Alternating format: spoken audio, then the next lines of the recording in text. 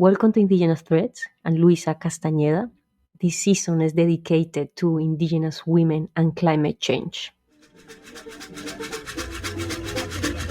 Today's episode is focused on the Latin American region, and we have a very special guest, Myrna Cunningham, who is a Miskitu indigenous woman from Nicaragua. Myrna is a worldwide known indigenous rights activist and former chair of the UN Permanent Forum on Indigenous Issues. Welcome, Myrna. Thank you so much for accepting the invitation. Thank you, Luisa. Myrna, we will talk about the Miskitu people today and other peoples. And I would like to start the dialogue by asking about your people, the Miskitu, where they are located, livelihoods, and perhaps you can share a story of origin of your people or tell us about them.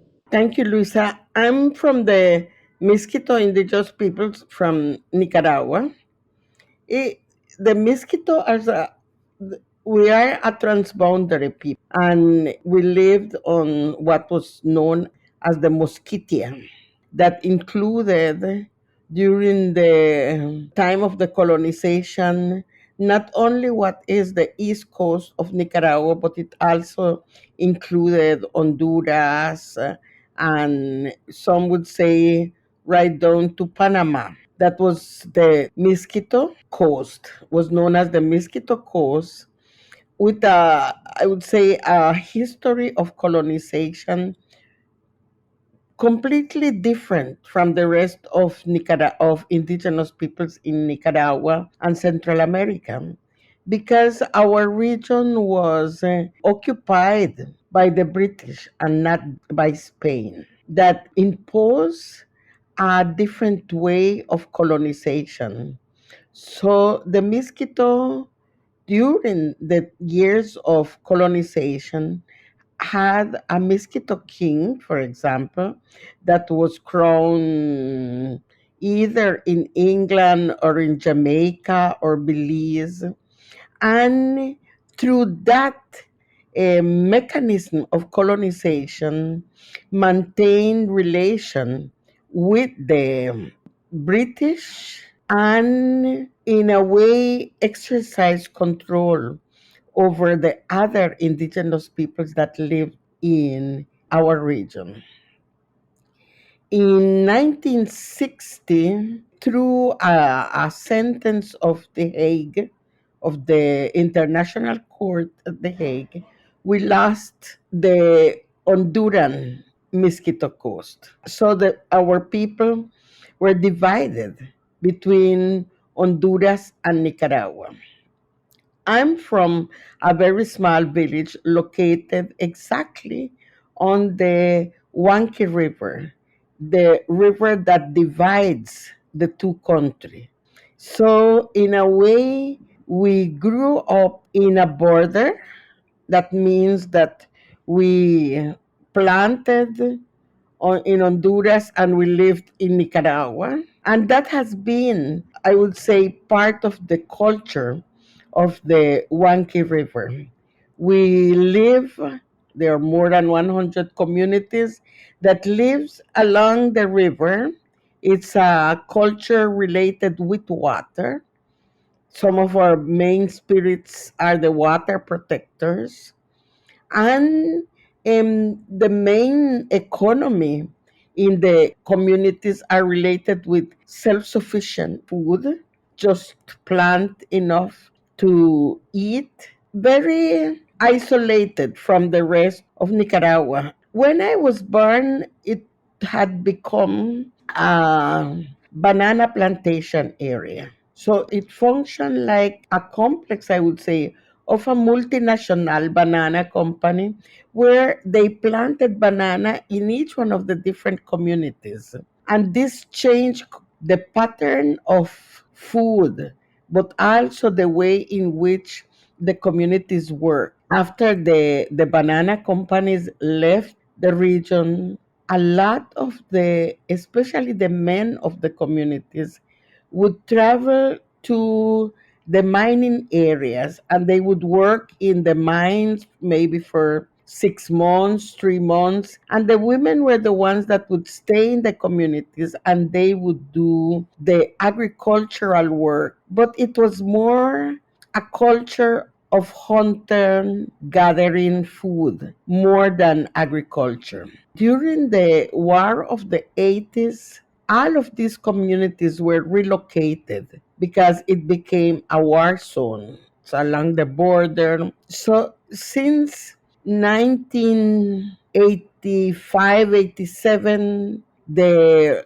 relocation of the communities began, and we were able to begin to rebuild our communities that had been completely destroyed during the years of the war in the 80s. Actually, the communities have increased, I would say, agricultural practices, although most of the Miskitos that live along the coast continue combining fishing with farming. And along the river, it's more farming with hunting, gathering, and there have been an increase in some of the communities of gold washing. So the Miskitos are the majority of the indigenous peoples on the east coast of Nicaragua. During the years of the war in the 80s, we were able to initiate an important process of discussion and negotiation with the Nicaraguan government that concluded in 1987 with the adoption of a new constitution that recognized individual and collective rights of indigenous peoples and Afro descendants, and the recognition of our regions as autonomous regions, regions that exercise the right of self government. In 1987, after several 3, 4 years of consultation of an autonomy law, the National Assembly, the Congress, approved an autonomous rights regime for what is almost 50% of Nicaraguan territory. So since 1990, when we held our the first election of our autonomous authorities, we have been, I would say, advancing in establishing our autonomous government. The autonomous law recognizes our right of a multi-ethnic region. We have a regional parliament of 45 members that are elected every 5 years. We have, from within the members of the parliament, they elect our governor of the region. And so we have our parliament, we have our autonomous government that functions with the different secretariat, health, education, etc. And we also have another level of municipalities like the rest of Nicaragua that works in coordination with the autonomous governments. The autonomy law also recognizes the collective land rights of communities. And in 2003, there was a bill, a legislation that was approved that also recognized the titling of our collective rights.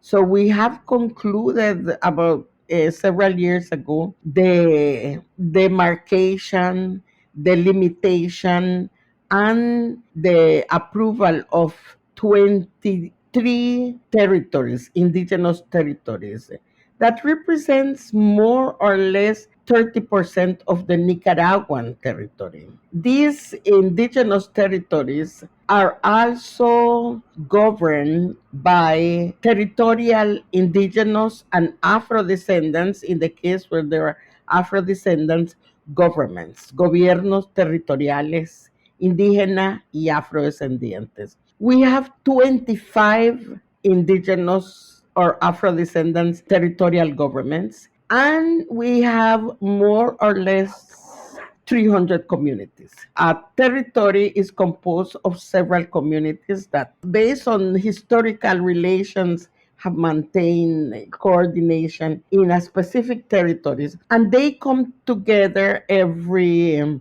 based on their customs, and they elect their territorial governments.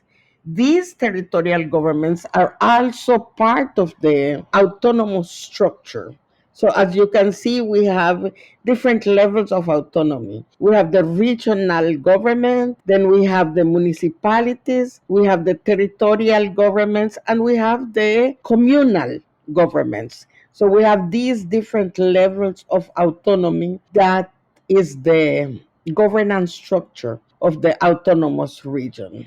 So we have almost 30, I think this year we will be 36 years of exercising our right of self determination through our autonomous governments. That has given us the opportunity to create our health system. We have an intercultural autonomous health system. We have that combines traditional medicine practices with public health practices. We have our own education system that initiates from preschool until the university level. We have created our own universities. We have two communal autonomous universities that have graduated more than 20,000 professionals in the last 25 years. We have our Sistema Educativo Autonómico Regional, and we are there trying to, I would say, establish our own economical establishment that combines, in a way, traditional economic institutions with what can be considered new economic models in the regions. So this is more or less what I summarize what we do. We are not only Miskitu living in the region. We have Mayangnas, we have Afro descendants, and we have mestizos that also live in the region.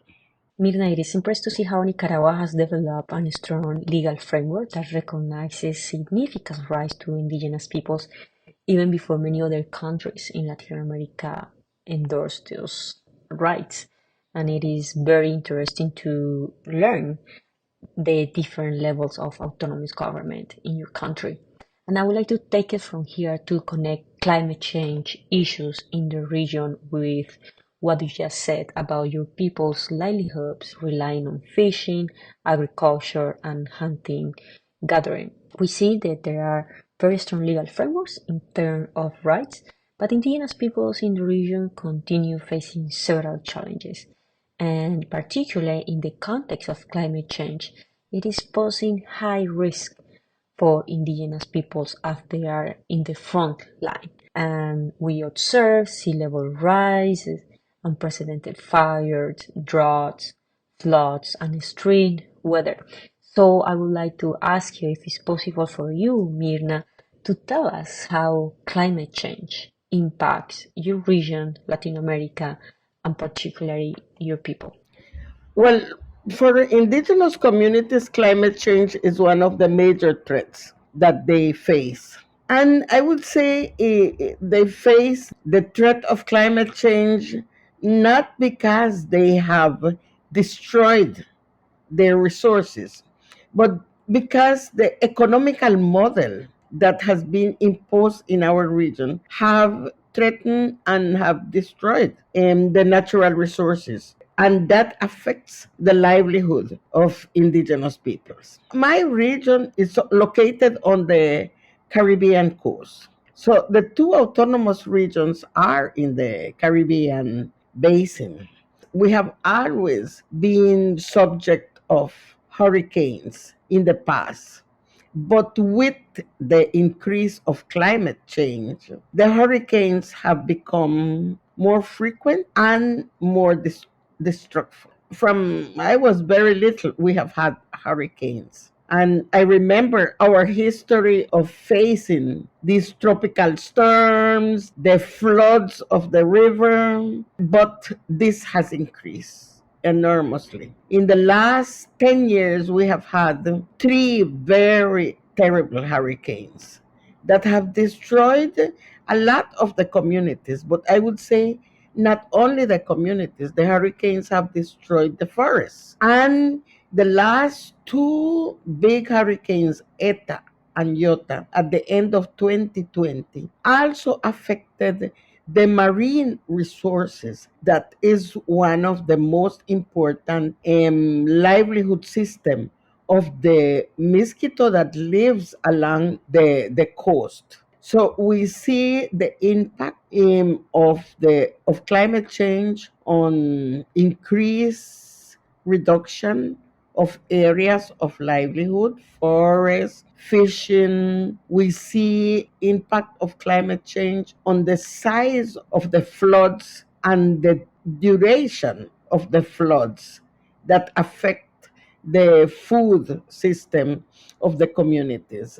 And I would say the third type of impact of climate change that we suffer is related with drought in other sides of Nicaragua. There have been a drought in the center part of Central America, and this has affected also communities, non-indigenous communities in the western side of Nicaragua. And when these communities when they have been facing drought, they move to areas that they consider that are productive, where they can still plant. So we have seen in some of our communities and in some of the territories the movement of settlers from other side of Nicaragua that are looking, because of their communities have been facing droughts, they look for areas where they can either plant for agriculture or they can do cattle farming. So these are, I would say, some of the impacts of climate change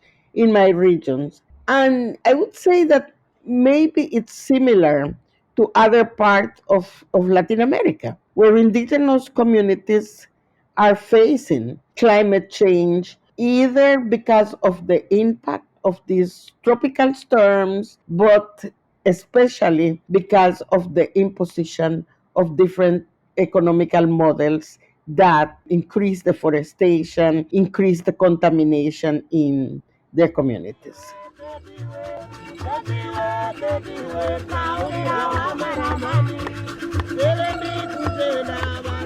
Mirna, you have mentioned the impacts of climate change in your region and your people, and now I would like to talk particularly about the climate crisis and its impacts on indigenous women. How you think indigenous and the Miskitu women are affected by these impacts of climate change and the imposition of the economic model, as you just mentioned? How you, as an indigenous woman, doctor, and leader, have seen all these circumstances have impacted indigenous women particularly?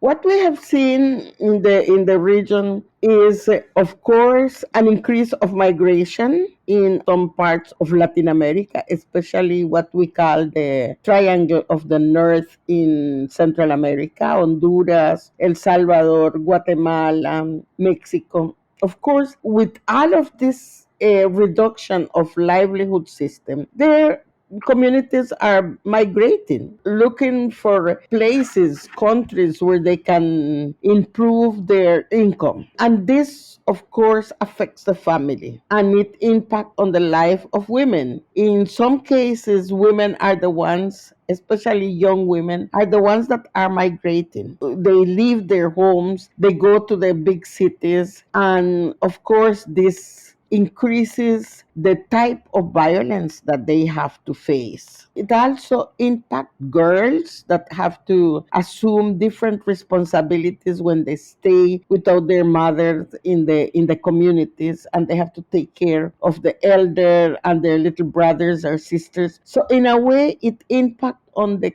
activities related with care and the role that women plays. I would say the other type of impact is related with the scarcity of some of the resources. Water. Women have to travel longer distance to fetch water for their homes. And of course, in some cases, they face sexual harassment, violations on the roads that they have to travel to go in farther to wash their clothes or get even clean water.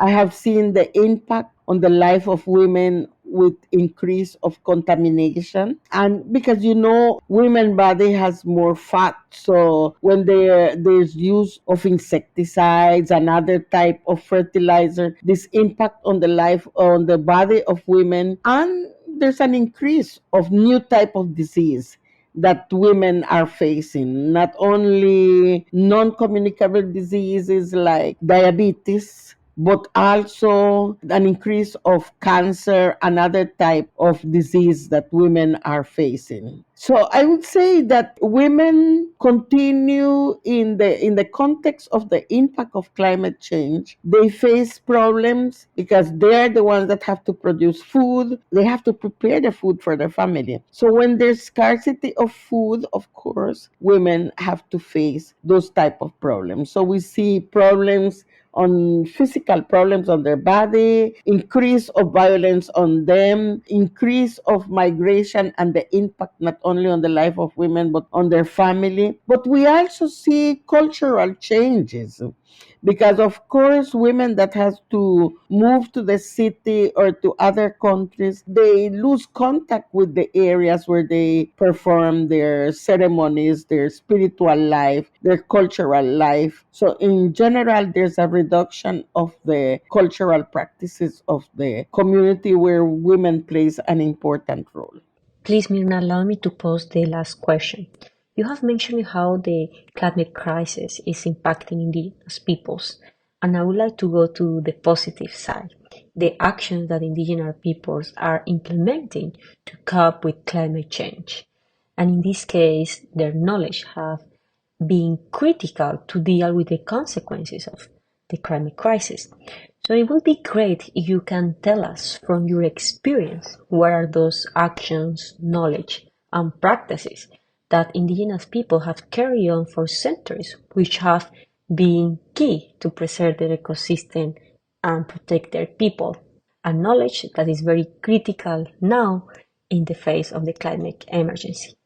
Well, we have said in several occasions that indigenous peoples possessed a traditional knowledge system that has supported their possibility of being resilient when it comes to climate change. In the case of the communities that faces, for example, the floods, there have been traditional practices related with what we can call the calendar of production during the year. Which month do you plant? How do you collect or harvest that food? Where do you leave that food to use it during the months when there's flood and scarcity, so the family do not face hunger? There has been also traditionally practices of reciprocity, of exchanges, communities that can collect one type of food and communities that collect another type of food related with water, and they exchange those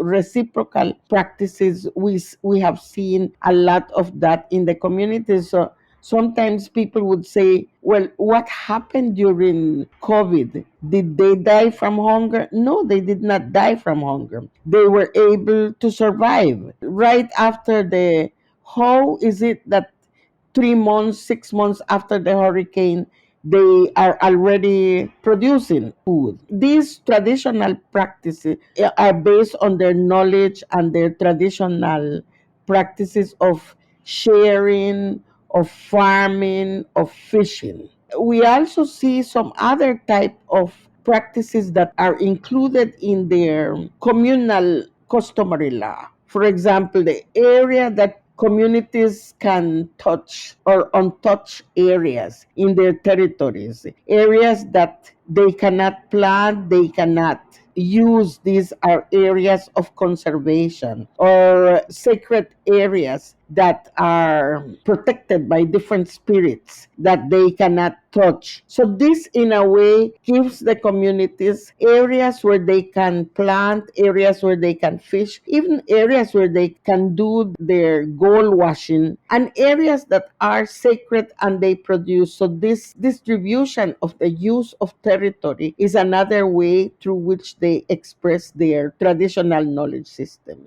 But you can also find in the communities what we can call biocultural indicators that are related with hurricanes or with storms. They can read the birds, they can read the different animals, they can read in the way in which the fishes are acting to know if they're going to have storms, and then they know if they have to relocate the members of the families. So these are some of the, I would say, some of the traditional knowledge that the members of the community uses or apply to survive in very complicated ecosystems that are being affected by climate change and help them survive. For example, during the two hurricanes at the end of 2020, the two of them happened in less than 15 days between one and the other. And they affected more than 100 communities,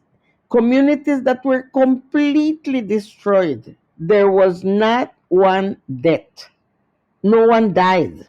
All of the members of those communities were able to apply their traditional knowledge system, were able to apply the measures that they have practiced through their autonomous government system to protect their lives. So not one person died during those two storms and hurricanes. And this, in a way, prove that the combination of traditional knowledge system with preparation to face disaster that is applied through the government and the communal government system function, and it worked because no one died, and they're rebuilding the communities. Thank you so much, Mirna. It has been a very meaningful conversation.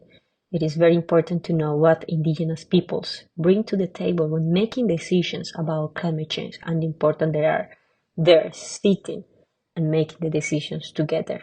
And also, it's very relevant to know how indigenous peoples play a key role to combat the climate crisis.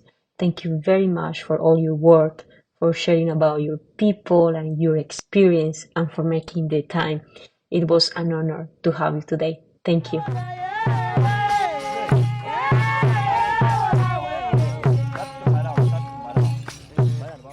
This has been Indigenous Threads, a podcast series promoted by McGill University's Center for Human Rights and Legal Pluralism. Thank you for listening. Stay tuned.